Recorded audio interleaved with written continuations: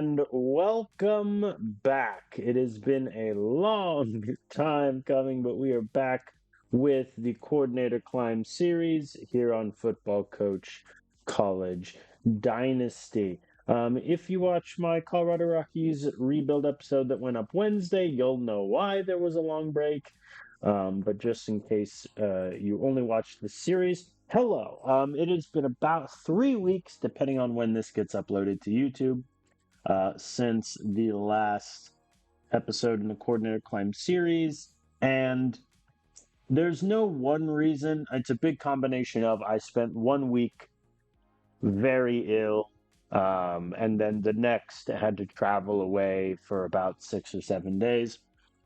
But now we are back in the swing of things. Streamed Wednesday, streamed today, and then hopefully next week we can get back to our regular scheduled 3 to 4 episodes a week and get into the swing of things. If you are just joining us in this episode, it's a great point to hop on in the Coordinator Climb series because we have a new job. Huzzah! We spent 3 seasons at Louisiana Tech, and overall, I would say, did pretty well for ourselves. Especially in the second year when we won Conference USA and won a bowl game. We finished ranked 19th that season. The last season at Louisiana Tech, I think, was unfortunately just disappointing. There's no real way around it.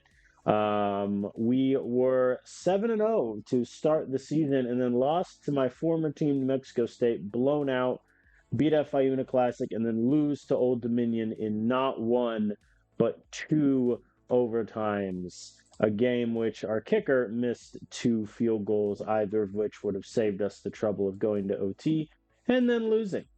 But after that, we bounced back, got a couple of good wins, and then Liberty destroyed us in the Conference USA Championship game. And then we beat Georgia State in the New Orleans Bowl 9-6. So it goes without saying, we really, really struggled down the stretch. And part of that was because we didn't really have a great solution at QB. We had Kenneth Suzuki my first 2 years at Louisiana Tech. He was awesome. And then, due to some AI stupidity with recruiting in the transfer portal, we had Damon Overton, who wasn't very good. A little bit more of a run threat, which was nice, but, had 10 interceptions on the year, benched him halfway through the season, gave the ball to Aiden Lemus, who didn't do much better. I would argue did worse. Less of a run threat, and we just never got anything going offensively. And to that end, our AD opinion sort of went up, dropped, but our coaching opinion dropped, and the head coach informed me that we were in a little bit of hot water. So I jumped ship to Baylor. There was only one head coaching job offered. I believe it was Kennesaw State, if memory serves. I didn't want to do that. I'd much rather be the offensive coordinator at Baylor. And the reason the job is open is very simple. Baylor fired everyone. They went 4-8, 1-8 in conference play. I would fire the entire coaching staff also. And so we take over here for our head coach, who is not appearing in the coach's office, which is a little awkward. I think we'll just let that marinate for a moment. But as I discussed last season at Louisiana Tech, I'd become very disappointed with the AI in terms of recruiting and doing transfers. Because the only thing I can do, and I can't access recruiting right now, unfortunately, but the only thing you can do as a coordinator during recruiting is simply move players up and down the priority list. And it was causing issues to the point where our last year at Louisiana Tech, we had the worst recruiting class in football, and we recruited, I want to say, 15 players total. That is transfer plus recruiting. That is insane. So Last season at Louisiana Tech, I decided I would not touch recruiting at all. I'm not scouting players. I'm not changing the priority list. I'm just letting the AI handle it. And to that end, Louisiana Tech finished with the 50th best recruiting class in football. They got three 4 stars, 14 um, 3 stars. However, they also had 16 transfer players added, so they still did barely recruit it. It's only transfers really that they're making up that huge difference because 16 is an insane number. So I'm still a little unsure what I'll do with recruiting as a coordinator. It's become very quickly my least enjoyable part of this series, but I'll figure something out. In terms of the transfer portal, I simmed through all of it because, again, there's nothing really I can touch. And I'm going to be honest, pretty disappointing. We missed out on this really good linebacker at TCU. We missed out on a very good young corner coverage guy to Texas by 62 points. That sucks. We got a couple of good defensive players. It looks like Peter Gross is just your classic nose tackle, strength, can shed a block. The player I'm most excited about, though, without question, is Solomon McFadden, who is just simply a very good wide receiver. 103 speed, 81 evasion, 81 catching, very strong. He was at Tulsa for his first 2 years of the save, did not play, went to Rice. Looks like he was probably a back end starter for them. He was also their kick returner, which helps. He averaged 28 yards a kick return, 9 yards a punt return. That's not nothing. No touchdowns, though. And overall, looks like a pretty solid speed demon at wide receiver, which you can never have enough of those. And then we didn't get any player on the second page, also. So I think the AI just isn't good in terms of recruiting for a user team, and it's a bit annoying.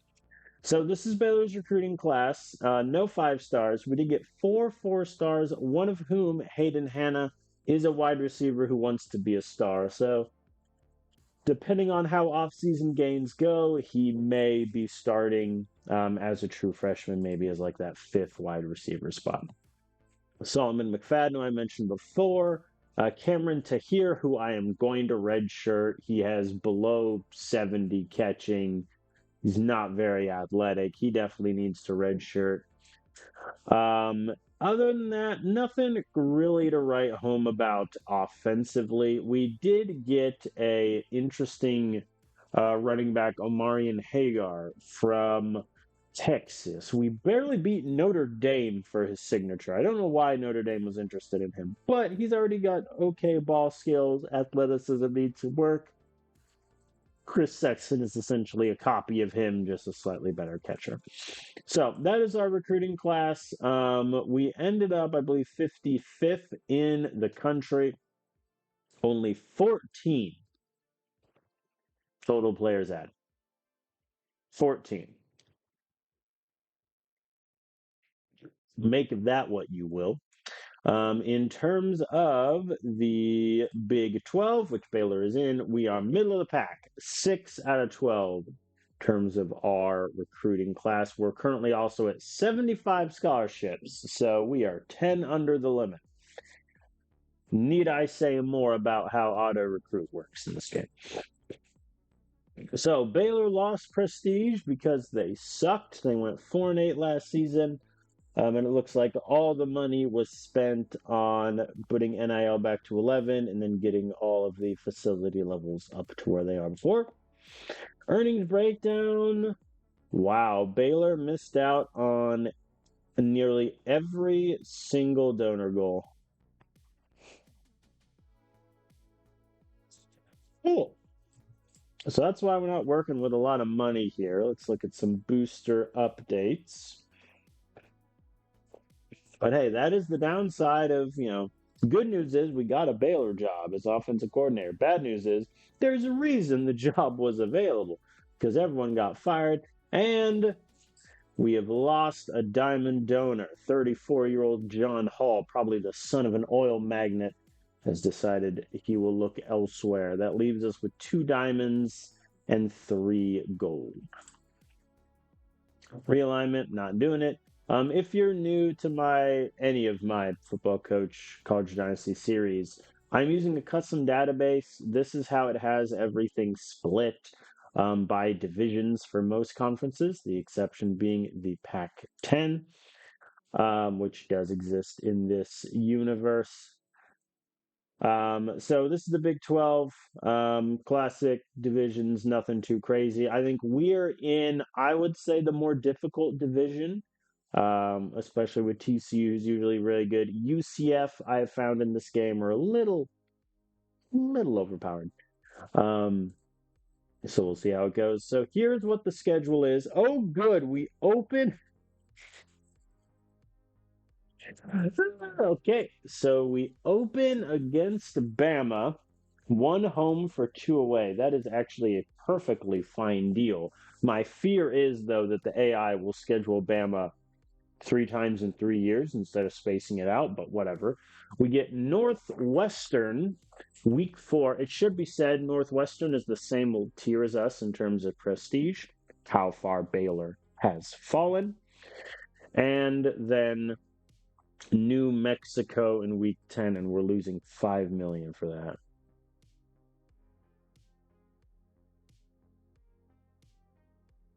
Why would you schedule New Mexico and lose 5 million? You know what? I'm not going to question it. All right, so here's our schedule.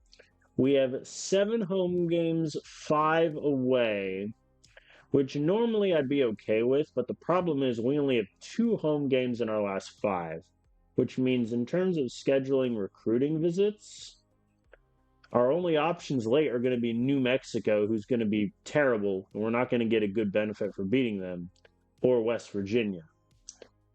Oh boy. I get why I can't control scheduling as a coordinator, but man, I wish I could control scheduling as a coordinator.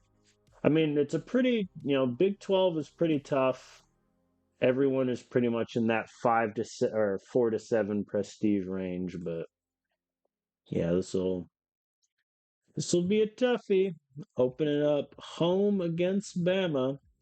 These are my settings in case anyone's curious. Really, the only semi different thing I do than most people is for the transfer NIL deal. That's if you don't hit a transfer player's NIL like minimum, you will suffer a penalty. I have it to half. In my opinion, full penalty is too much. Um, Half is 1,000, full is 2,000. I think 2,000 is too much. So I just have it set to half. Um, it's not really an issue in auto recruiting because it's pretty much programmed to do it. But when I eventually take a head coaching job, then it will matter. Or if I just never do, and I become the best offensive coordinator ever. Nah.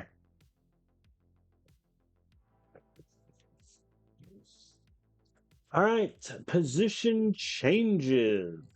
I don't think I really want to do anything. I can't afford to move any of the running backs because I have one good running back.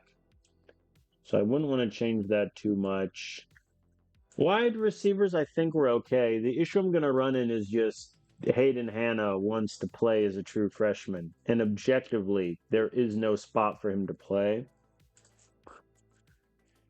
Ball security is a 67. I could redshirt him and just hope beyond hope that he doesn't threaten to transfer. Probably what I end up doing, in all honesty. Yeah, I don't hate that idea. All right, let's move on. Any of you tight ends secretly a great O lineman? No. The answer to my question, a resounding no. I don't need two top tight ends though, because we rarely run 2 tight end sets in an air raid. Chase Holloway might not be a bad O lineman. What's his overall? 71. Mm. The downside, of course, is if one of them get injured, then you're just doomed. Ouch. Okay, yeah, I'm moving him to O line. Chase Holloway, you are an offensive lineman. And I know the 10-point drop looks ugly. He's also going to get some boosts in the offseason, which should help his gains, I think. The AI was also really weird with his playing time. All right, so that is our tight end room settled. Offensive line, obviously, there's nothing really to change, but oh my god, it looks terrible. Kicker, we have our kickers. And then D linemen, linebackers, blah, blah, blah, I can't change. So let us advance to the offseason games period, where I'm going to be honest, not that optimistic. I think our offensive line, we need a decent amount of gains. I am just a little bit nervous about it. But then again, nothing can be worse than the offensive line of last year at Louisiana Tech. I don't think anything could possibly be worse.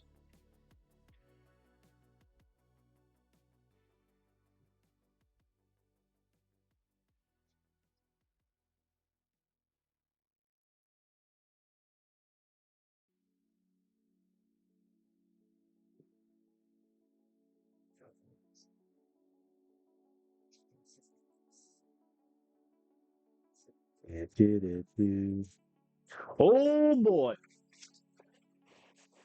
Okay. QB, here we go. Big moves. Oh no.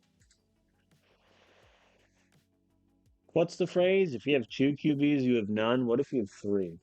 So Lawrence Kirk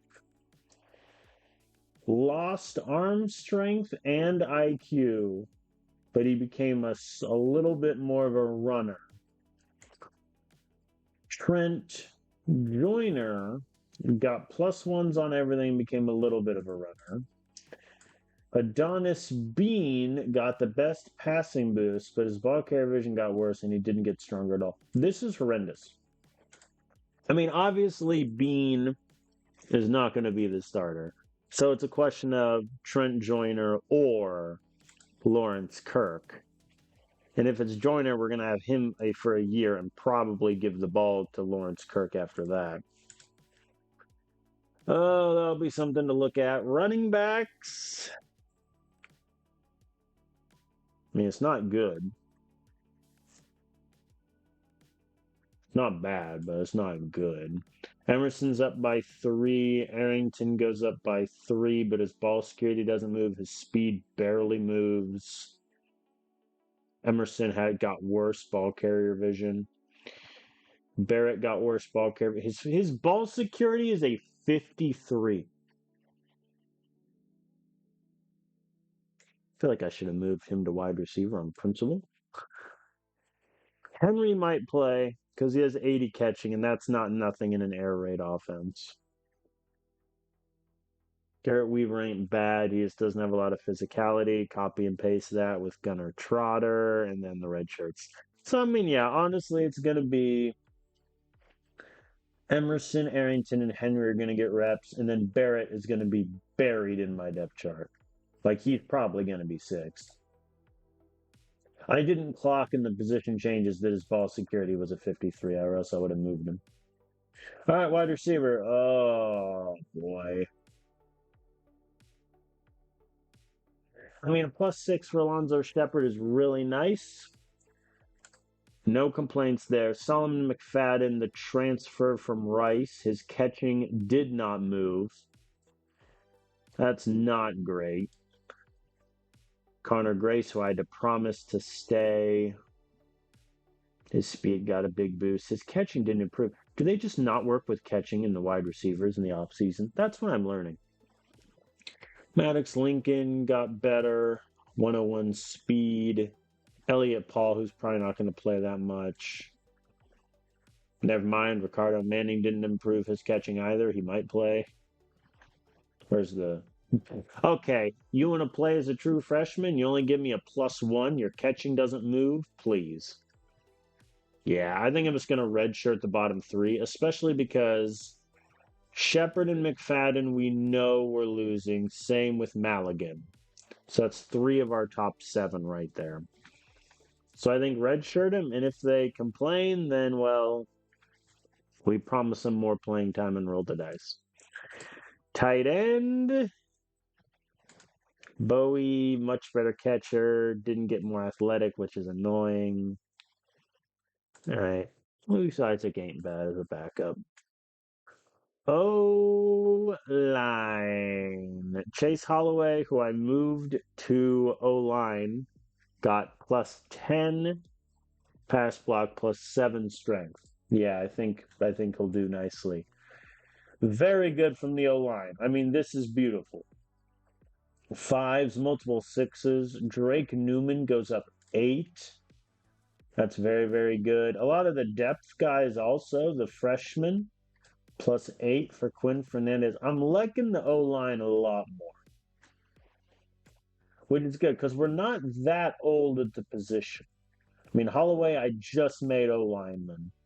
He's a senior. Brinkley, and then our top 2. But a lot of these guys that are getting good gains, they're sophomores. It could be nice. Kicker. Christian, who is going to be our starting kicker, gets a little bit of a boost. Yeah, he's going to be our punter. Rory Lane's just going to sit there and do nothing. D-line, pretty solid boosts overall. That's good. Linebacking core is a bit worse. Marginal gains everywhere. Corners a little bit better. They got a lot of high potential corners down there. What? This is one thing I wish I could, because as an offensive coordinator, I can't change the position of defensive players. Why do you have 5 safeties that have 7? Like, move one of these to corner, and they have 0 corners at 80 overall or above. You have 3 safeties at 80 overall. Like, the AI should be smart enough to know, hey, my corner room is bad. I need to move some top safeties over. Because, like, these top 3 are going to play. Donald Huang's not going to play. Abraham Hines is never going to see the field. That's a bit silly. But yeah, overall pretty good games. The most disappointing part, though, is without question the QBs. So that's going to be something. All right, so our head coach is Reuben John. He was the OC at Troy and then the OC at Bama when they won the Natty. Congrats to him. He runs the same style I do, which is air raid, pass heavy. So that's what we're sticking with.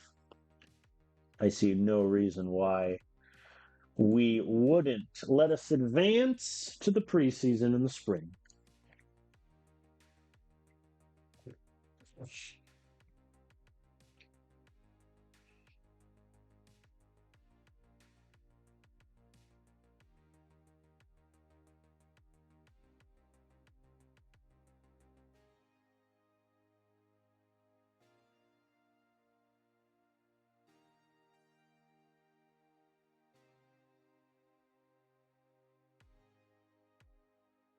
All right. First, we'll sim all the practices. Dang. Very successful on the running back draw. I'll keep that in mind. All right, let's do depth charts really quick. So, QB, I think it's really a question of, do I think Lawrence Kirk is ready now?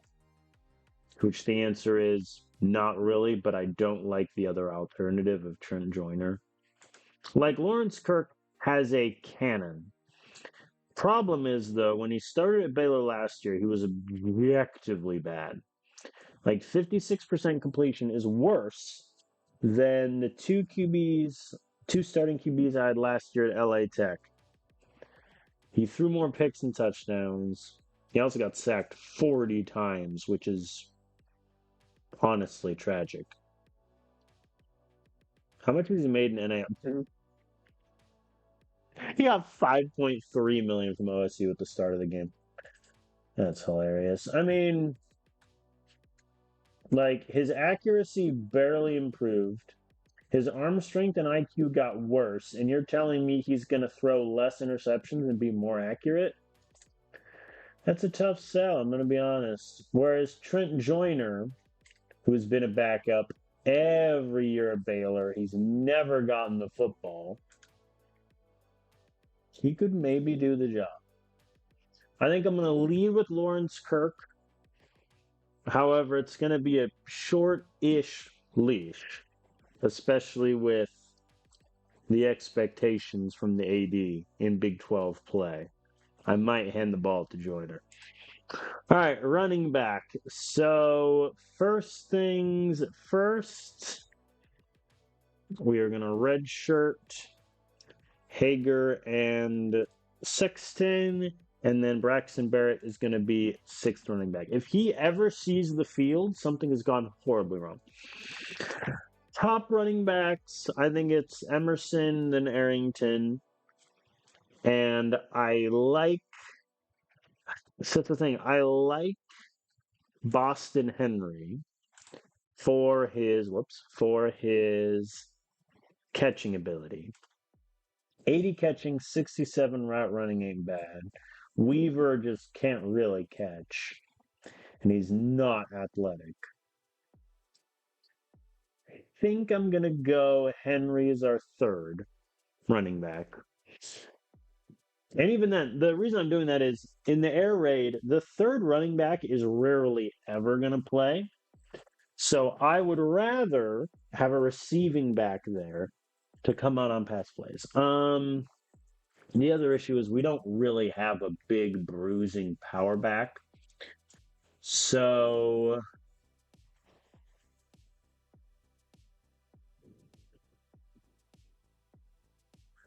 I think fullback wise, it should be Arrington, realistically. And then third down short yardage, I want just to be whatever the situation is. Because I don't want to set it to Arrington because his strength isn't that great, and Emerson is 103 evasion. Okay, wide receivers. I am making the executive decision to redshirt all of the true freshmen, including Hayden Hanna, who will probably threaten to transfer, but so be it. Shepard won. Duh. I think even though Solomon McFadden's catching isn't great, I want one of my speed demons in the top two. Grace is 3, obviously. Lincoln 4 is correct. I think the big question is Paul versus Manning versus Maligan. Maligan is the best catcher of the group, but he's not quick at all, which is ironic since he's 5'9", 173. But he's got 101 evasion.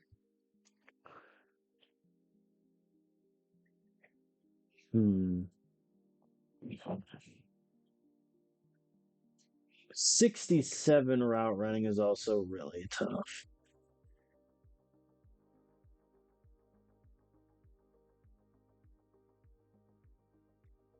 He wants to be a star. Well, I got bad news, Mr. Manning.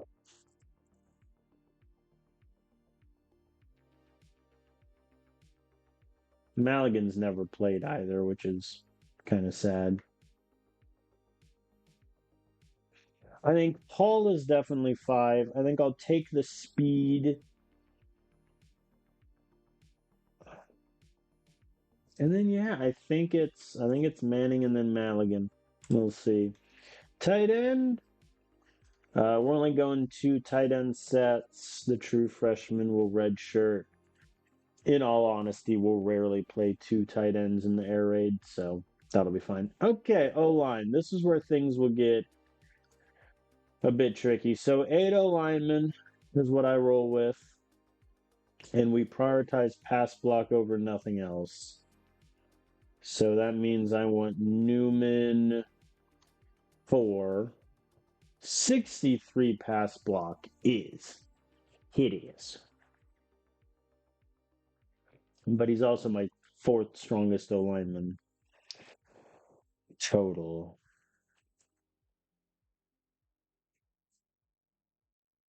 I'll keep him at two and probably learn to regret it. Lewis three, yes. Newman four, yes. Now it gets tricky.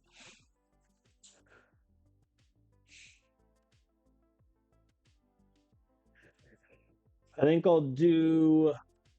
I mean, Arnold. Yeah, I mean, Holloway is five. I'm putting the converted tight end. It's my last starting O lineman. Never a doubt. I mean, the issue with Arnold is he just can't pass block, but he's got the strength. I think Arnold six is fine. I can live with that. Brinkley seven, and then Stanley eight, which is rough on Christian Schneider because he's got a pretty decent profile. And then Fernandez, Cohen, they can't pass block. Braden Rodas can't do anything. I think that's my order. I think it might get a little shaky in the pass block department, but I like where we're at. Christian Lizondo is our kicker. Last year he made 80% of kicks, missed all of his longs, but made all the extra points. Return specialist. Yeah, I think it kind of has to be McFadden. My alternative idea was Alonzo Shepard, but I think we'll go McFadden. So that is our depth chart. I think my areas of concern offensively are very simple. We are unsure about our quarterback. You're never where you want to be. I think my running back room, I like. Wide receiver room, I think we're really solid. Tight end is good. Offensive line gets a little shaky in the pass block, but really, I think Lawrence Kirk is going to have to do much better than he did last season. So that is our depth chart. That's how we look.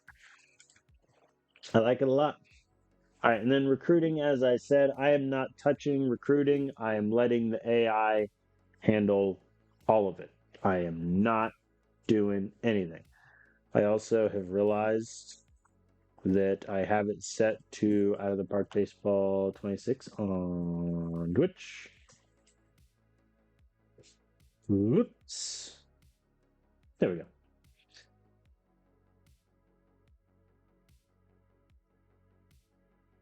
Perfect. Okay.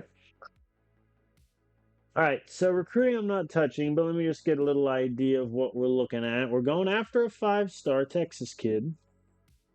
He's a D lineman, which is boring. JUCO wide receiver looks pretty good. We don't need a JUCO wide receiver though. Oh God, he's bad.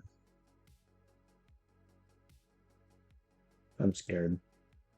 Yeah, because the only things I can do in recruiting, I can change the priority order of offensive players. I can scout and I can schedule visits with some offensive recruits, but not all of them, which is objectively not a lot. So just like last year at Louisiana Tech, I'm letting the AI do everything. I'm not touching recruiting. I'll keep a loose eye on things, but it also lets me get through the seasons quicker, which I don't really think is a bad thing.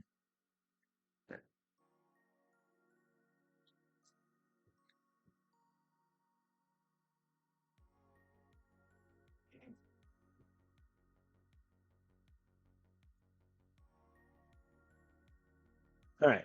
Anyone want to schedule a visit?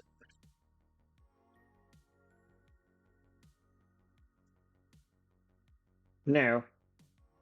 Cowards. To be fair, we did go 4-8. I say we. I wasn't here.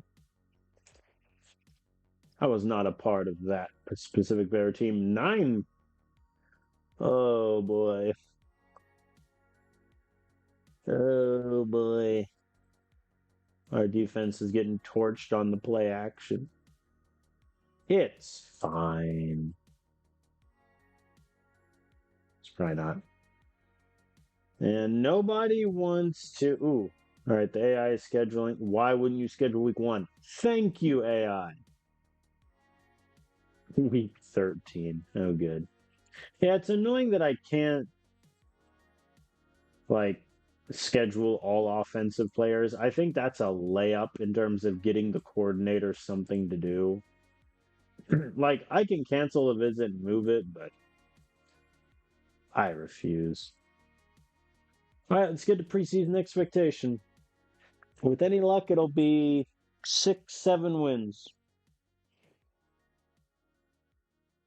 6 wins. You.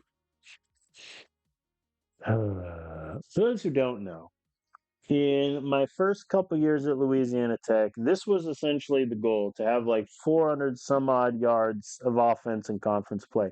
Do you know how hard that is? I get it's the Big 12 and no one plays defense, but like, Ruben, this is essentially the same team that won 4 games last season. We added like 2 offensive players to the transfer line. It's fine. All right, booster negotiations, I can't do anything with. That's a defensive one. Beat Northwestern, Houston, and BYU. Beat TCU, 5 interceptions, and beat TCU. So, I mean, if we beat TCU, that gets us 9 million, no questions asked. When do we play them? Week 7. All right, so at the moment going into the season, we have 3 ranked opponents. We open at home to Bama, who's 2, TCU home 25, and UCF away ranked 12. Obviously, those are subject to change. I think with our roster, we should definitely win 6, 7 games, make a bowl, and be competitive in that bowl game, depending on the opponent.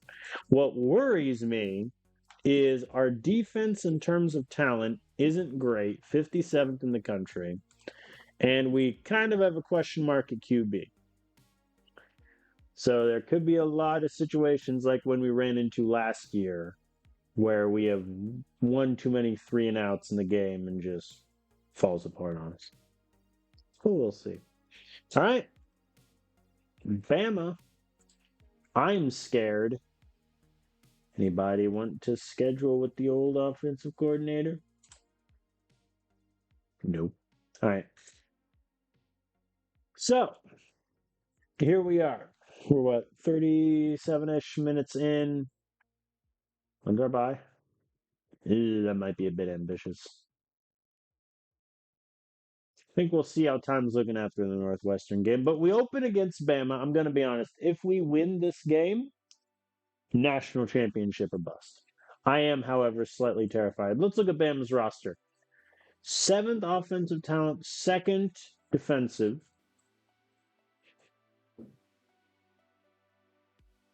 Oh, to have a QB with 90 arm strength and 96 accuracy. Their offense, I don't really care about. Let's look at their defense. Oh, dear God.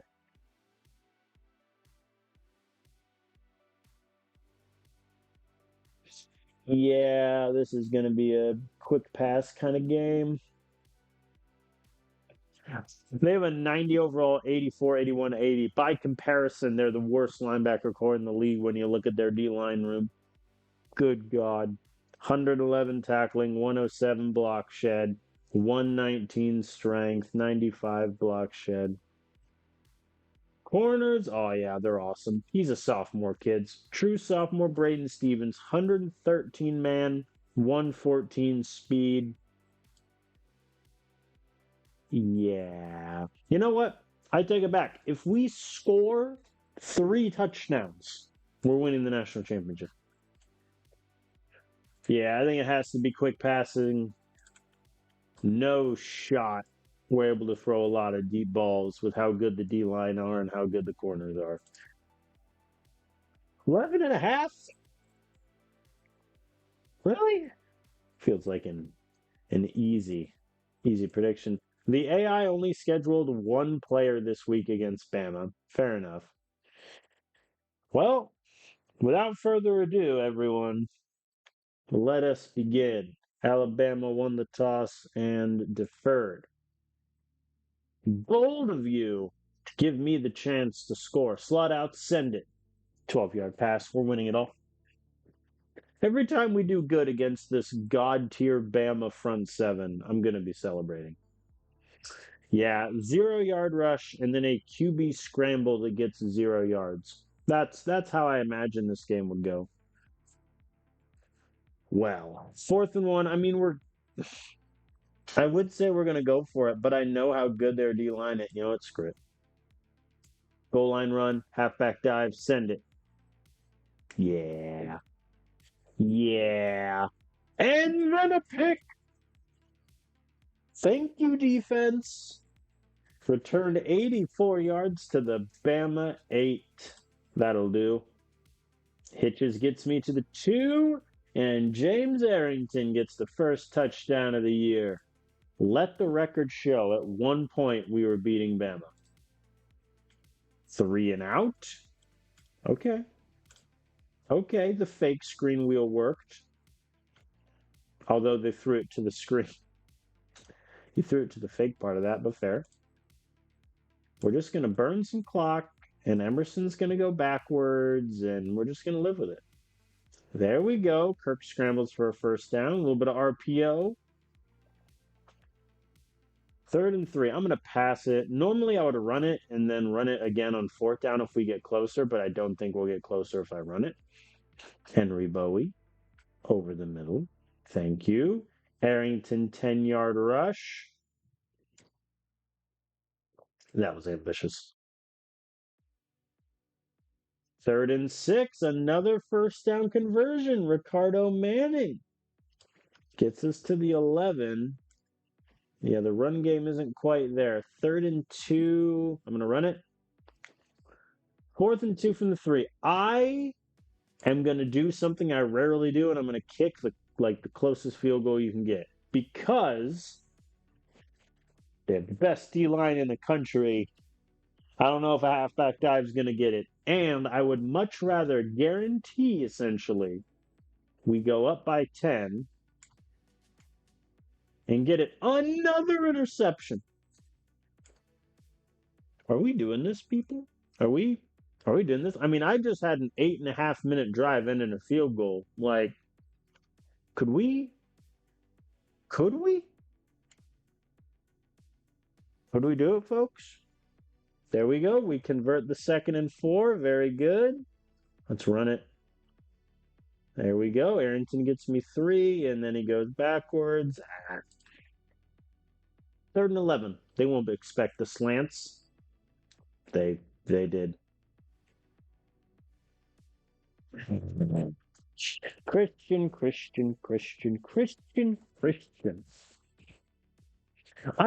One thing I do wish had been added in this game before the developer moved on to the pro football version of this is I assume if he's missing a 29-yard field goal with 0 wind, it was blocked, or tipped or something. But that is not indicated anywhere. And then Bama scores on 3 plays. Very good. Okay. We're going to need a match. There we go. Connor Grace, 26 yards. That was looking terrifying. 1st and goal to 7. 24-yard pass. Thank you, Maddox. Lincoln touchdown off the slants. Extra point is good. Back up by 10.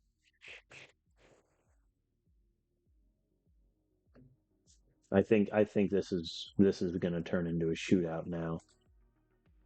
Yeah. All right.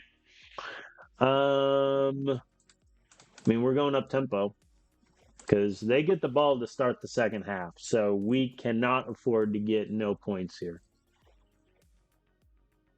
Come on, AI, give it the program. 3rd and 5. We're going to let it fly a bit. Wide receiver smash. Send it.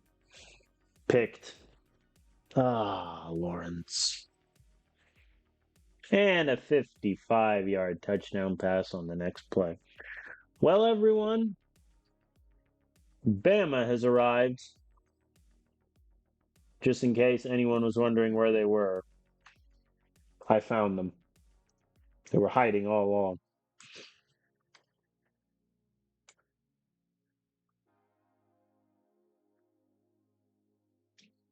48-yard field goal. I doubt he makes it.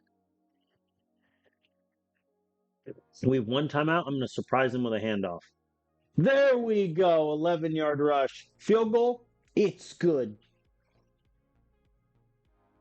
Okay. Well, good news is we scored 20 points on them in the first half. Bad news is we have no run game whatsoever, and the mighty Bama offense has officially arrived as they get a 50-yard pass on a frickin' RPO to open the half. All right, holding them. Listen, at this point, if we hold them to field goals, I like where we're at. I shouldn't, but there we go. We convert on third down again. Not that time. Kirk is picked again, man. Yikes. Who knew that when a quarterback's accuracy got worse over the offseason? Oh, boy. Why can't I ever inherit a great QB? To be fair, I did it with Kenneth Suzuki at LA Tech, but still. Deep passes are nerfed? I'll show you. Double unders. Send it. No dice. Yeah, the defense is trying, but I think Bama's just too good. I think if we don't score a touchdown on this drive, the game's pretty much over. 3 and out. Yeah. That will probably do it, though. We get the ball back, which is nice. I'm going to keep it on normal and turn off chew clock. I mean, I'm going for it here. Like, it pretty much guarantees Bama at least 3 points if we don't get it, but we need to take our chance. And we get it. Elliott Paul, 8 yards. All right, here we go. There we go. 22 yards. That'll play. And then 3 straight incompletions. I mean, I'm going for it again. No dice. Incomplete. All right. And Bama gets another touchdown. That is ball game. Got the 3rd and 5. Now we're just playing for pride a little bit. See if we can get some points on the board. The sweep failed miserably, to the surprise of no one. You know what? Redeem yourself. Good job, Christian. Hey, we recovered the onside kick. Down 15 with 1:55 left. I love it. And then promptly throw 3 straight incompletions. Make that 4. Yeah, all right. All right, we lose to Bama 38-23. I think we played a decent game, but the talent level just made way too much difference. We also threw the ball 57 times. Like, that's objectively insane. And that's what, like a 62% completion percentage? And then, yeah, Emerson couldn't do anything. Arrington couldn't do anything. And then they just had the corners to shut down our wide receivers. Shepard was really the only one that caught a majority of his targets. And then the missed field goal and 2 interceptions, and that's your game. Like, I think I am optimistic that we played them pretty close, but we clearly have some problems to sort out offensively.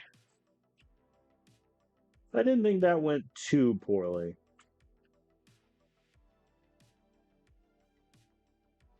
In my humble opinion. Oklahoma State has a win. Game's fake. Who they beat? Wyoming. Ah, I see. Oh boy. 260 points to the recruit that visited, and Army has him scheduled against UAB. I mean, I'd like to get this O lineman because he has a 62 overall, but strength and pass block are both in the mid 60s. I can work with that. He'd be a good O lineman to get. All right, but we can just waltz into the game against Oklahoma State now. They won game one. Let's look at their D line a little bit. They have a superstar, Colton Weeks. Pretty solid depth. Linebackers are also very good. This is just how I'm finding out everyone has a better defense than us in the Big 12, which in the Big 12 is saying something. Yeah, this might be a rough season. All right. We're favored by 3.5 at home against the Cowboys. We have two recruits. Why would we recruit? Why would we have more people visit against Oklahoma State than against Alabama? It don't make sense. The AI beat Oklahoma State past 2 times. Let's see if we can make it 3 for 3. They won the toss and elect to defer. Clearly, the opposing teams don't think my offense is very good. I don't know what gave him that idea. Henry Bowie, look at him. The hitches works. And Lawrence is sacked. 3rd and 15, send it. 4th and 6 is a little too long to go for it there. Hey, very good punt. Got him at the 3. I think if it's like 4th and 4 or shorter, I think I'd probably go for it. But 4th and 6 is a lot asking. Quit sacking my QB. Oh my God, they just sacked him back-to-back plays.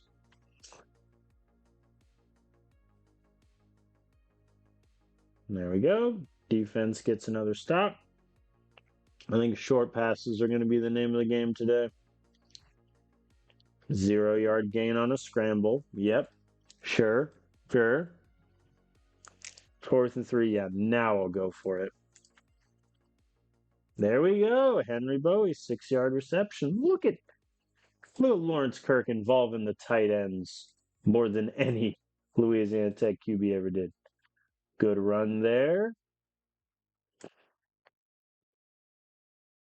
There we go. 1st and goal to 8. I'm just going to keep running it. There we go. Blake Emerson off the sweep. We're on the board. Defense so far pitching a shutout as Brent Wise gets a pick. Very good, lads. There we go. 15-yard scramble. I don't love that my gunslinger QB is having to run for his life offensively. Ricardo Manning, 24-yard pass. Thank you. Boston Henry goes backwards. You know, who knew my receiving back wasn't great in the trenches? And Alonzo Shepard, touchdown over the middle. Thank you. Thank you much. Oh, the free safety zone blitz never works. But I respect him for trying. All right, they make a field goal, which I'm not too concerned about. We have 1:38, 2 touchdowns. Let's see what we can do here. Good. I do not want to run a play. Yes, because they're going to believe the run with 1:20 left. Maybe I should have done the play action. 3rd and 1. When in doubt, hitches. Didn't work. We have no timeouts, so if we get this, we're going to be in a bit of trouble. Didn't even get it, to be fair. Yeah, I think we have a legitimate short yardage problem at running back because we don't have a big bruiser, which is a problem. Defense gets another stop. Thank you, lads. Jet sweep, why not? There we go. I think our run game may just be Emerson in space. There we go. We get to 3rd and 3. The screen even works. We're winning it all.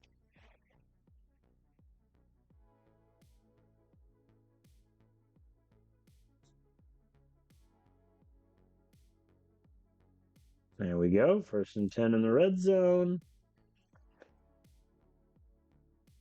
There we go. Henry Bowie is getting involved a lot. Ugh. We tried so many sweeps, none of them worked. Defense gets another stop. Thank you, fellas. Play action failed miserably. Defense gets another stop. I mean, hey, if the final score of this game is 17-6, not going to complain. Big conversion there. 21-yard pass to Henry. Should I just call him the Bowie knife? Should I just be his nickname at this point? When in doubt, QB sneak. Wow, really?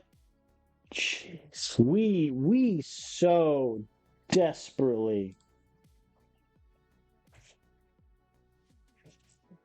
Look at my. Let's just take a quick second. I think I'm gonna make Arrington the short yardage back because, yeah, that was depressing. On a fundamental level, that hurt my soul. The QB sneak failed. We run it up the middle twice. We get 2 carries, 0 yards. Like, come on. There we go. Jet sweep worked. Big conversion there. I think now we should be able to just run the clock out. Emphasis on should. Get him with the play action. There we go, Louis Isaac. Thank you, sir. And then, as is my rule, it is impossible to be a good sportsman to AI. So we're just going to, let it fly. Didn't work. Ricardo Manning dropped the go route. Kick a 52-yarder. No. Punt the football. Thank you. All right, we beat OK State 17-6. I think all flowers go to our defense there. Our offense did okay, but also we scored 3 points in the whole second half. We got destroyed at the goal line. Couldn't get much of anything there.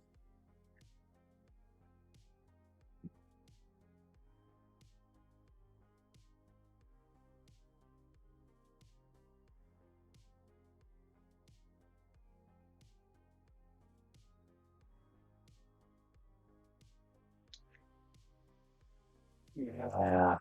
I think that is probably one element that could doom us is we don't have a power back. And those, 3rd and 1, 4th-and-1 opportunities. I don't really have anyone to hand that ball off to. And it's slightly terrifying.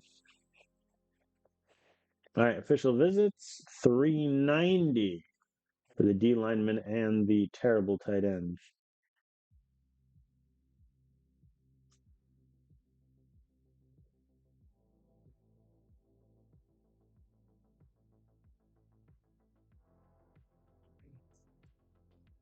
All right, let's check how recruiting is going. Are we still looking at those 2 equally terrible QBs? Yep, we are indeed. I mean, of the 2, I think neither of them would be good. Cameron Pearson would probably be my preference. Even though his potential is quite a bit worse, he's got much better accuracy from a slightly worse side, but they both are bad.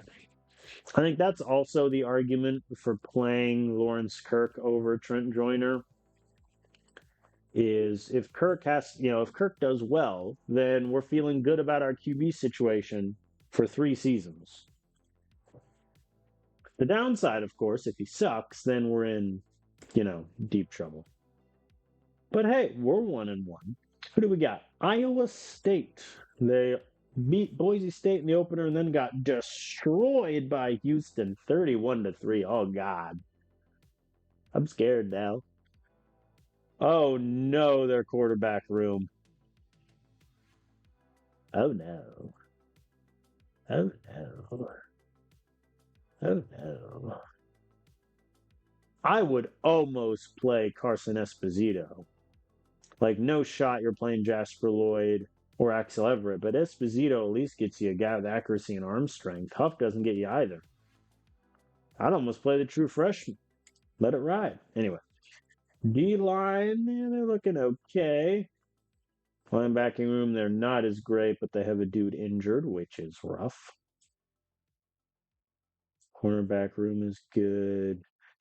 Yeah, I think I'm just learning that we have the worst defense in the Big 12, but it's fine.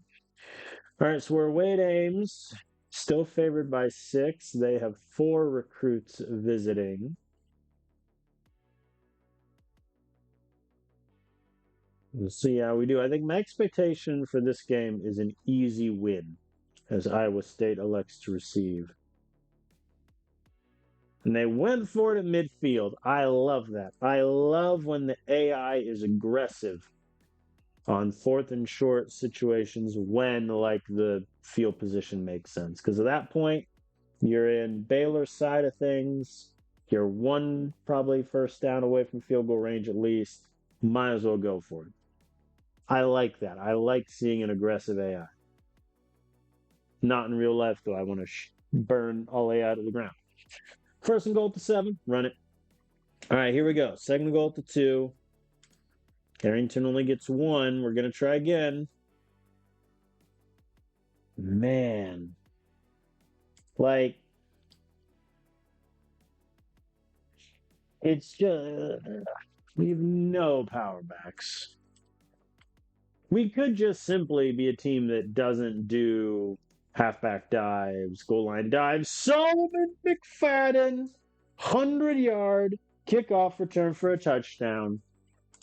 Well done, sir. That is his first return touchdown of his career. He was a kick returner for 2 years at Rice, never got a touchdown. Got it here with us. Very good. 3rd and 3, I'm going to pass. There we go. The lead is ours. We convert. Very good. Oh, the play action bubble got blown up.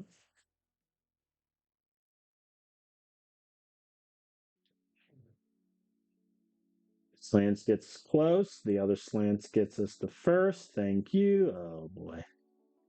Maddox Lincoln again. I think we have something here with this wide receiver room that we never really had at Louisiana Tech. And Arrington gets stopped again. They really is impressive. There we go. 8-yard rush by Arrington. Thank you, sir. And the lack of run game success is surprising because our O-line group is objectively better at run block than pass block, but we just can't do it. And I have to settle for another annoying field goal.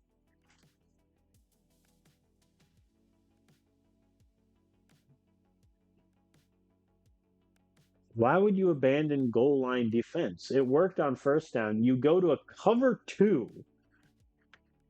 That was an odd AI decision there. Not quite sure I understand that. Especially cover 2 drop where your linebacker's natural inclination is to move backwards at the goal line. That doesn't make any sense. Screen didn't really work there, did it? Do I think I can get a playoff in 13 seconds? Probably not. We'll kick the field goal. And there we go. Christian makes it. Very good. All right. We have the lead at half and the ball. I think what we need now, though, is a decently long drive. Because we had the 10.5-minute drive, but we only got a field goal out of it at the end, and then they scored a touchdown in 3 minutes. So I think we need a long drive, a nice defensive stop, and I'm liking our chances of winning this game. I don't like that, but Blake Emerson gets us the first. Thank you. Oh, Arrington fumble off the sweep. And they returned it 42 yards, huh? But the defense holds them to a punt. Beautiful work from our defense. We need to score. Incomplete. We punt. What is our third down conversion rate right now? 6 of 9. They're 4 of 7. So we're doing better on third down, but only up by 2. Third and 1, run it. Who Arrington gets me 2. Man alive. I think we just may not be an inside handoff team, which is slightly terrifying to me. Arrington gets me 6. Third and 1, I'm going to pass. Slants. Lonzo Shepard converts. All right. We are in the red zone. I think a touchdown here, with the way our defense is playing, we probably win this game. Third and 9, let it fly. There we go. Ricardo Manning over the top. We're up by 8. Extra point makes it 9. All right. 2-possession game. And Iowa State scores very quickly and bring it back to 2. Man, they scored quick. What was that? Yeah, sub 3-minute drive for a touchdown. It is kind of demoralizing as like the true clock team when you burn like the majority of a quarter, get a score, and then they go down and match it in like 3 minutes. I remember that happened in the Commanders-Eagles NFC Championship game last year. Commanders took like 7 minutes in their opening drive, got like a field goal, and then on the third play, the Eagles offense, Saquon took it to the house. And 48-yard pass catch there on the fake screen wheel. Never punished. Oh, boy. Slants. There we go. Ricardo Manning off the slant. Extra point is good. Okay, I said this before, but it's a 9-point game once again. And they punt. All right, that is essentially the white flag. Now we just run the clock out. Connor Gray scores on the jet sweep. The scoreline's a little harsh on Iowa State. They played a pretty good game defensively, but as I've discussed, it is impossible to be a bad sportsman against AI.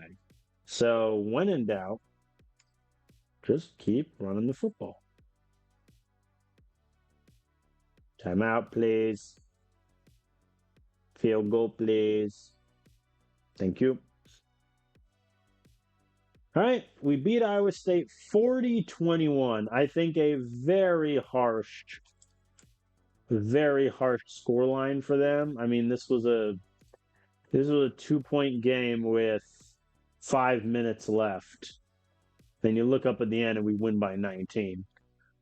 But I think offensively, again, until that fourth quarter when Iowa State imploded, we weren't doing that great. Defense, though, kept them down the whole game. We were 11 of 14 on third down. Time of possession, we owned. And most importantly, our run game finally got going. Emerson averaged 7.8 yards a carry. Henry, 5.2. Arrington was solid. I think I like it. I like what a Shepard was targeted 10 times, had 10 catches. My God. That's a good win. It's a good win, I think. It is kind of an odd thing to say. You score 40 points and you're like, well, our offense was a little iffy. But 7 of that was, the kickoff return for the touchdown. That whole end scramble, like 84% pass completion. Well done, sir. All right, so we beat Iowa State, which is good. It's BYU. I thought it was Northwestern, Houston, and Iowa State. Whoops. All right. Well, we're 2-1. We're looking good, and now beckons Northwestern. They're 1-2. They beat LSU to open. Are you okay, LSU? All right, fair enough. Northwestern beats LSU, and then Michigan, who lost game 1 to Arkansas, took out their frustration on Northwestern and nearly dropped 60 on them. They lose a close one to Maryland. Now they get us. This could be scary. All right, defensively, what do we got? Ooh, a very top-heavy D line. But after that, nothing too great. Similarly with the linebacking core. Ooh, I really like Eric Heron. That's very, very good. I would almost move him to D line. But the coverage is too good. You got to keep him there. Corners are Safeties are really good. All right. Week 4. I think if we finish our first 4 games 3-1, I'm a really happy man. We're favored by 6.5 points at home. We have 7 recruits visiting, including 1 that Northwestern is quote unquote interested in. I would maybe have this guy be a D lineman, but I'm not going to question the AI. Oh, a kicker. We don't need a kicker. Why are you going after a kicker? You know what? I am not going to question it. We won the toss and elected to receive, so we open with the ball. Decent kickoff return from McFadden. And Emerson immediately goes nowhere. Very good. Jeez, come on, guys. Smash corners. Well, 0 yards were gained. I hear that's not good. There we go. Defense gets a stop. Okay, let's try that again. There we go. 10 yards. See? We're fine. We're not fine. Lawrence Kirk is currently 0 for 5. Oh, man. He went from having, 84% completion percentage last game to now he's 0 for 5. Which is very funny. There we go. First completed pass with 7.5 minutes to go in the first quarter. Oh, boy. Throw it deep, let it fly. Didn't work. Where's my wide corner? I'm going to go for it on 4th and 2. I'm not going to run it, though. We're going to do hitches. There we go. Alonzo Shepard, 4-yard reception. Very good. We are in the red zone, and Alonzo Shepard, touchdown off the slant. We take the lead. I need the defensive coordinator to stop running cover 2. They're literally getting burned on it every play. All right, 7-0.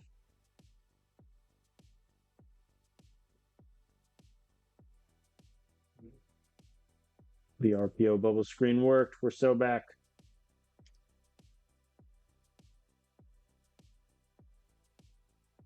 Austin Henry 13-yard run is nice, and touchdown off the sweep. I genuinely think it's going to be sweeps at the goal line for us.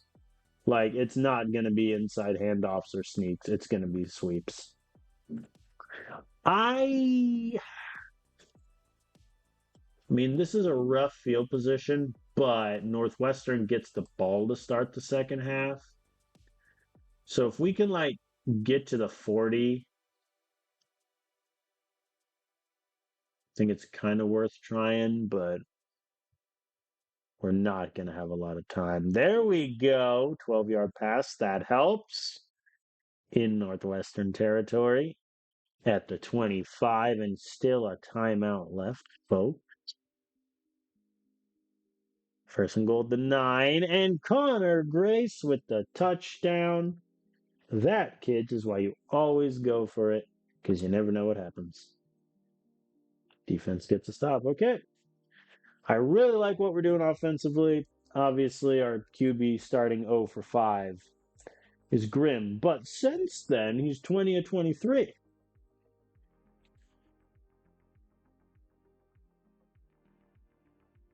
Defense gets to stop in midfield. All right.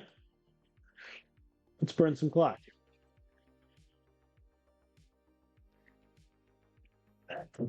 That's what I get for jinxing our QB. Picked at our own 23, huh? Oh, the defense holds them to a field goal. I do not deserve my defense. Another good kick return from McFadden. I think he's going to be really, really good. Really, Emerson, you get me a yard. Slants. Success.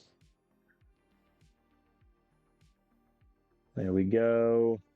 Let's try to get him on the sweep again.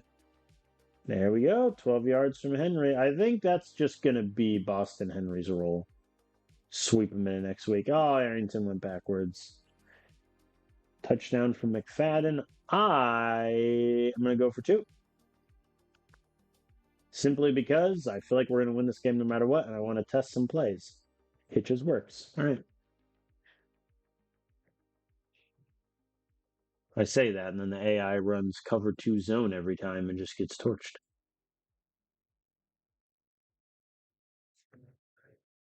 Ah, they went for 2 and got it also. It's a competition now. All right, we're still up by 11. 32-yard scramble from Lawrence Kirk after they did a safety blitz.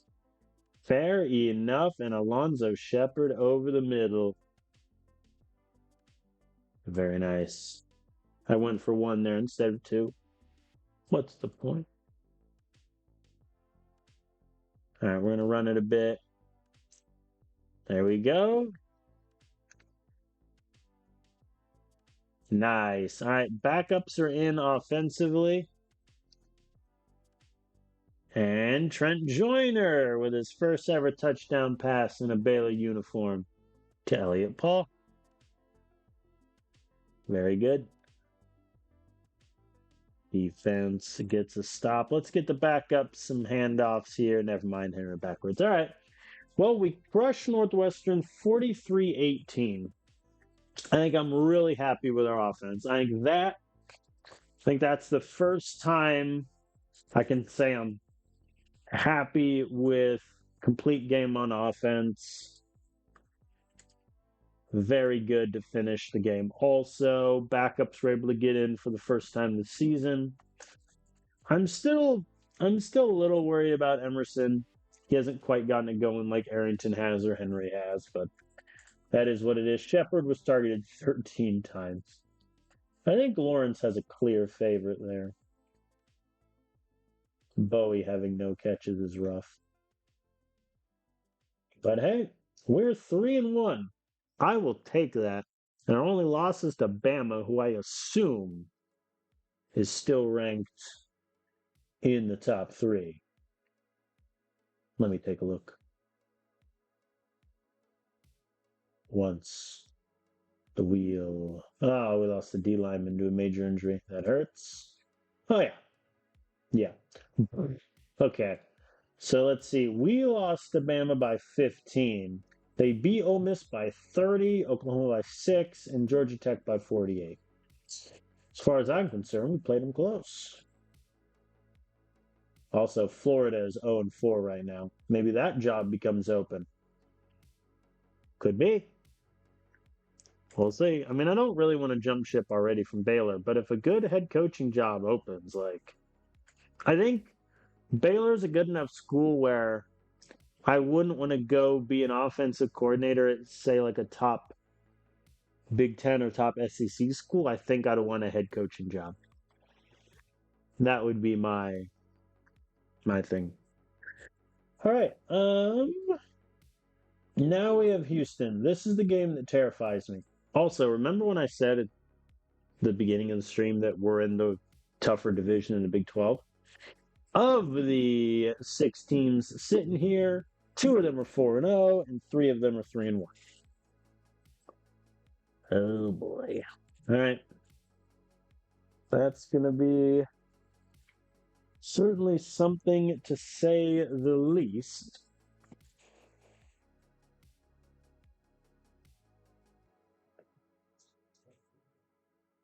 All right. And now we have 4-0 Houston. who are not ranked, which a little rough. Who they beaten? They beat UNLV to open, Iowa State just like us, BYU. Okay, that's why they're not ranked. They have the 126th strength of schedule. For reference, there is 136 teams in this database. Defensive line. They got a couple of really good guys and then some mid-70 dudes that are crushing it. Linebacking core looks okay. Cornerback room is top heavy. Safety room is solid. All right. Pretty similar to what we've seen by a lot of teams at this point. I think I'll play this game and then I'll check recruiting and see how all that's going. But all right, here we go. It is in Houston. They are favored by 2 points, which means on a neutral, I think we'd be favored because home field advantage in this game, I think, is 3.5 points. Houston has a lot of recruits visiting, including a 4-star JUCO wide receiver that we're also in on. So this could be fun. All right, here we go. This is biggest game of the season. Houston elects to receive. I think we need our defense to be in tip-top shape. And they give up a 23-yard pass on third down. All right. Down 7-0 to start. It's not great, but, we've had worse. There we go. Emerson with 2 good rushes. Henry Bowie reminding everyone that he is indeed on this team. 4th and 2, I'm going to go for it. I'm not going to run it, though. We're going to pass it with hitches. Incomplete. Defense is struggling today.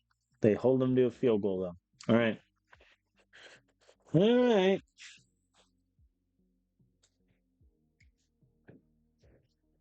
4 verts was a choice there, but you know what? It kind of worked. Incompletions. We punt again. Defense is not doing great. They did that free safety zone blitz. There we go. We got a pick. That's big. We need to take advantage. Emerson, 12-yard run. Thank you, sir. He heard me say that he was the only running back I was worried about, and he's decided to have the game of his life. 3rd and 7. Letting it fly. Send it. Kirk is 8 for 13 for 50 yards right now. My God, the AI needs to stop blitzing on third down. Clearly, they're dialed into it. That'll do. We're going to go back to normal. Big conversion there to Henry.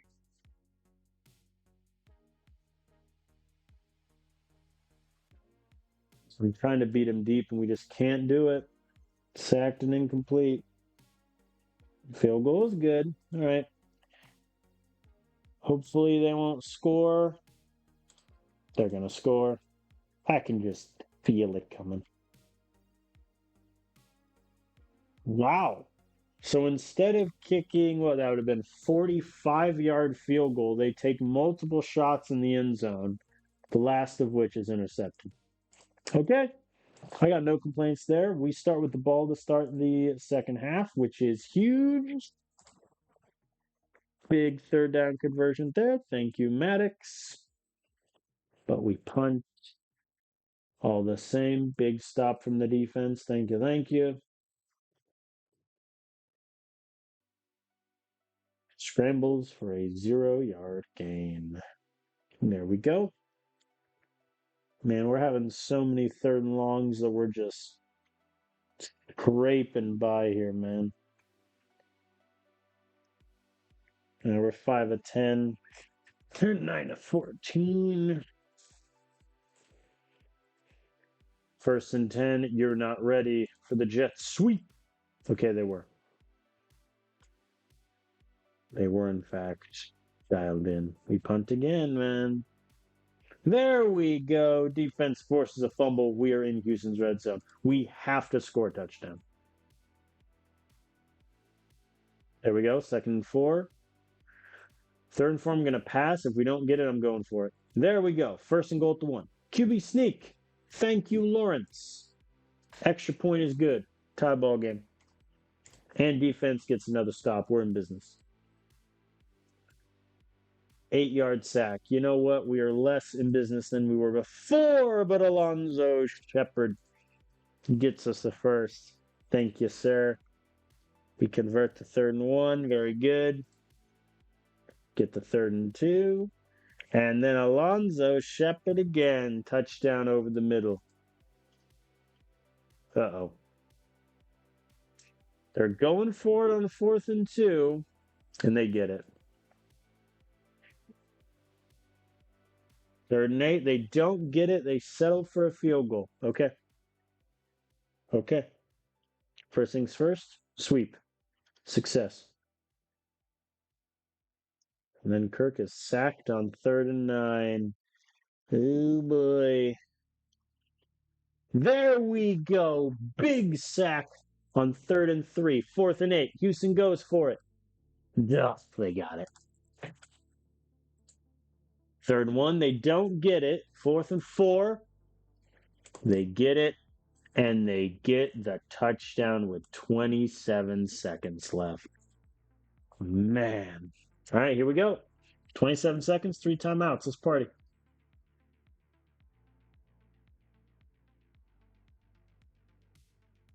Nah. No dice. We lose to Houston 2017. I mean, that's all on the offense. Like, that's all on us. Defensively, they held Houston to 20, and they got 3 turnovers off of them. We just couldn't do anything to start that game. 2.6 yards a run. I mean, they sacked him, and they only sacked Lawrence 3 times. Yeah, I mean, we just couldn't get the running game going. Pass game wasn't quite there. Just a bad offensive game. Our defense did well enough where we should have won that game. But that's that. I mean, we turn it over on downs at the beginning.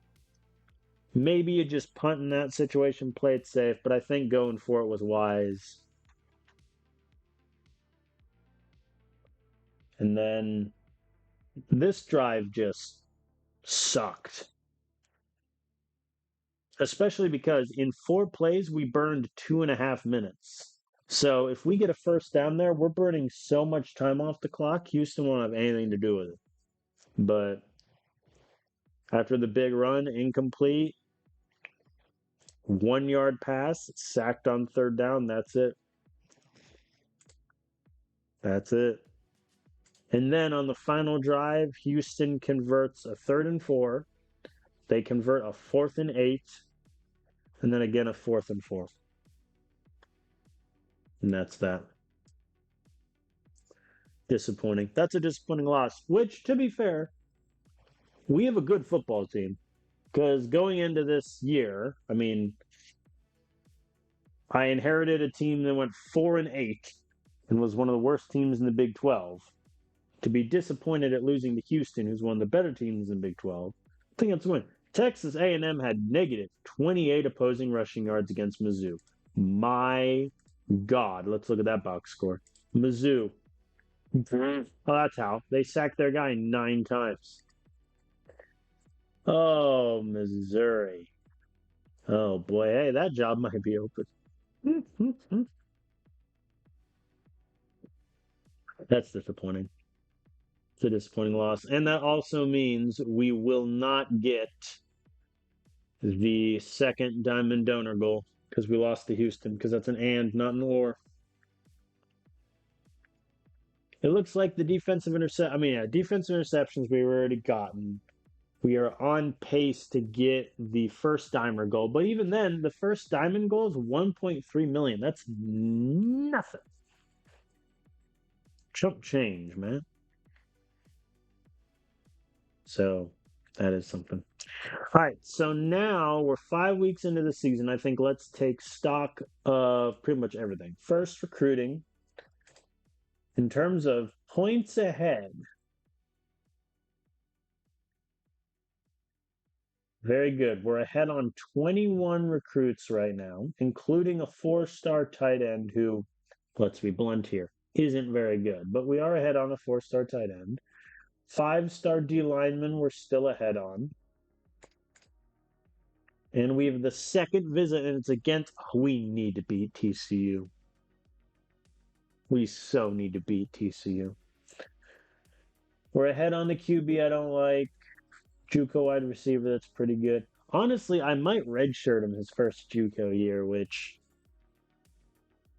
he may hate that and threaten to transfer, but we're good next year in the wide receiver department. And we're going to get the kicker. Alberto Thomas.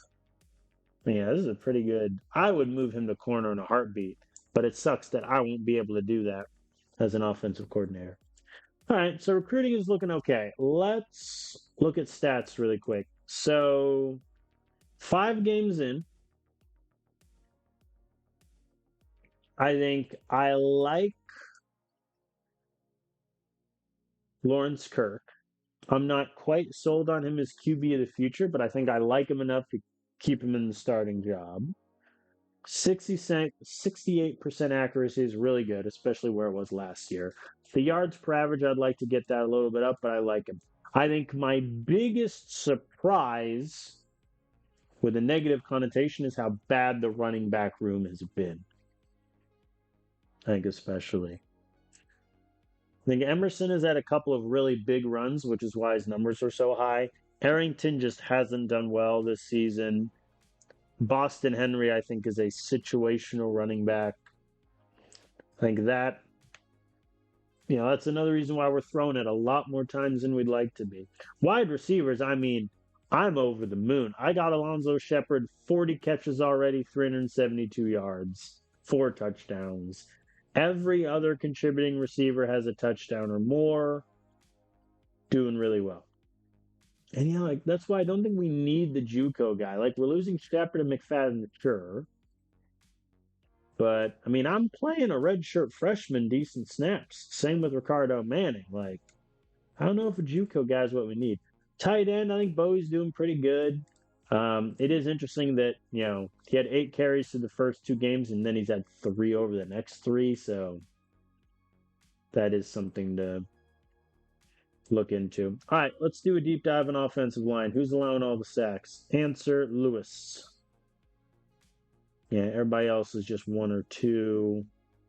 A lot of guys are getting pancakes, which is good. Look at the depth chart really quick. So Julian Lewis, I have at 3. However, swapping him and Newman, I don't think is going to do anything. Even similar with like him and Holloway, we're talking about a 2 to 3 snap percentage difference, and there's no real reason to drop him all the way to 6. So I don't think there's much I can do about that. All right, let's look at promises. So we made 3 player promises this season. All of them were win-based. Julian Lewis, we promised 5 wins. Connor Gray, 6. Colton Colbert, 7. Right now, we're 3-2. Think we'll get all of those goals pretty easily.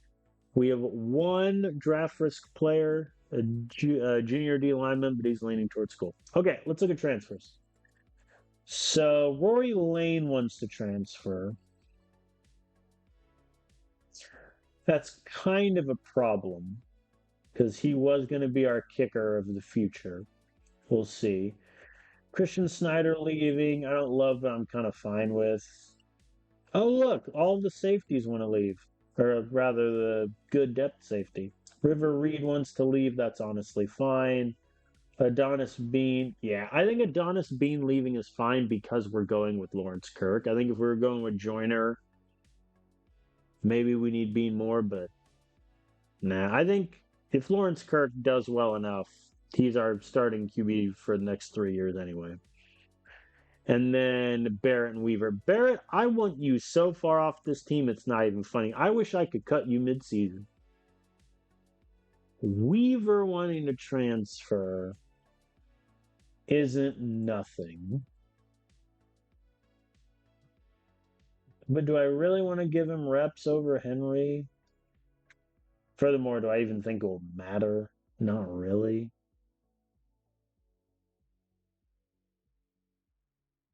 So, I mean, Henry, one of the reasons he's our third running back is for his catching ability, and he has yet to be targeted once in 5 games. So I think, yeah, let's experiment for a couple games. Let's have Weaver be the third running back. We'll see how that plays. River Reed wanting to transfer, sorry, dude, but I got 3 true freshmen that are all redshirting, so that's fine.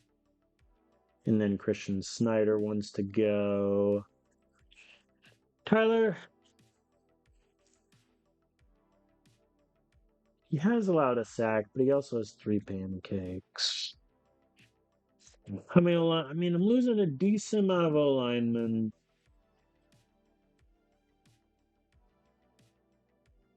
Yeah, I'll put Snyder in there over Tyler Stanley for a couple games, and we'll see how that plays. All right, let us play the game against BYU, and I think that is where I will stop after this game, and we can kick off next stream, rivalry week, TCU. BYU 2-3 are the Mormons. They lost to Colorado State. They beat ranked UCF. Lost to Houston, needed OT to beat Kent State and beat Kansas. Yeah, that's not really a resume that I fear. D line, pretty top heavy. One of their better guys is injured. Linebacking core is bad, even by Big 12 standards. Whoa, Samuel Hurd, 115 man coverage, 91 zone. He's going to be on Shepard the whole game. They got a really good coverage safety also. Okay. Not a bad secondary, BYU. We're playing at home. We're favored by 2 touchdowns. We have 7 recruits visiting, including the QB I don't like, and then the tight end contingent. Hold on. Yeah, the AI is currently actively recruiting 4 tight ends. Are they aware that I really only play 1 tight end? And even then, he's getting 27% of snaps. Is the AI aware of how the air raid offense works? I ask you. All right, let's rock and roll. This is a game we should win. I think if we lose to BYU, we could be in trouble to hit a lot of our goals the rest of the season. There we go. Well done by the defense. Very good punt, though.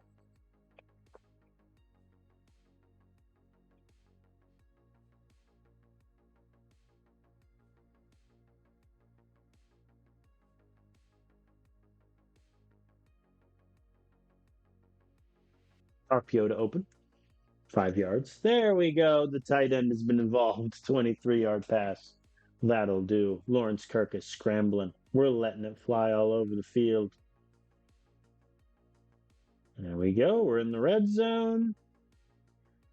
Works on 3rd and 1, and Arrington runs it in. Easy. Did we even have a 3rd down in that whole thing? Oh, at the very end. And an interception by our defense. We're back. Oh, and then Ricardo Manning touchdown. Okay. Yeah, I think, it's a bit early, but I feel like we're going to win this game of football. I have a sneaking suspicion. Think we're going to beat them by possibly 30 points. Man, it's so annoying we lost to Houston, or else we'd get the donor goal if we beat BYU. That's so frustrating. 3rd and 9, let it fly. Send it. Slot corner. No! Intercepted in the end zone. How dare you? 57-yard pass. All right, they get a field goal. I'm not worried. My plan, we're going to burn 6.5 minutes, waltz our way down the field, score a touchdown, and ride off into the sunset. I accidentally clicked send play there for the 4 verts. I feel like that was a terrible decision. 3rd and 6, let it fly.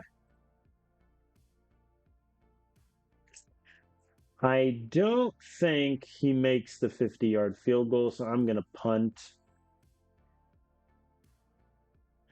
If it was a little close on 4th and 6, maybe I go for it, but I'd rather essentially guarantee that BYU isn't going to score anything, he says, and then his defense decides to be terrible. Screw it. Up tempo. Let it fly. 10-yard scramble. All right. I think we started that half looking really good.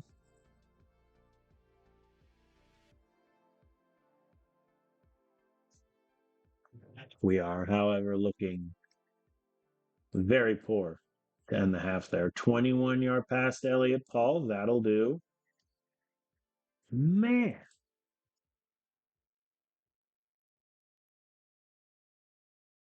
We're just not we're not a very consistent offense, I think, which is a bit annoying because I feel like in the Big 12, one thing you could count on consistent offense. There we go. Alonzo Shepard touchdown. 18-point game. Defense gets another stop. Very good. The RPO succeeds. The sack is a bit annoying. Ugh. Incomplete. I'll take the field goal. There we go. Another interception by our defense. Very good, very good, very good. Incomplete on 3rd and 9. We punt. What is our 3rd down conversion rate right now? 4 of 9. BYU is 0 of 8. As one does. All right, they get another field goal. Still not that worried. We just need to burn clock and run the ball well. Will we do either of those things? Maybe. We are very good, very good, very good. Deep attack. Send it. There we go. Maddox Lincoln, 27-yard touchdown. Thank you, thank you. That should wrap this game up pretty nicely. Very good. All right, we blow BYU out 31-6. I think our offense looked shaky there for a minute, but the running game settled in and did pretty well. The backups got involved, got a touchdown from Weaver, complaining about playing time, wanting to transfer. 2 carries, 1 yard. Make of that what you will. It's been a pretty good game. Good performance, blowing out BYU. No complaints there. All right, let us advance to Rivalry Week, which is midway through the season. For reasons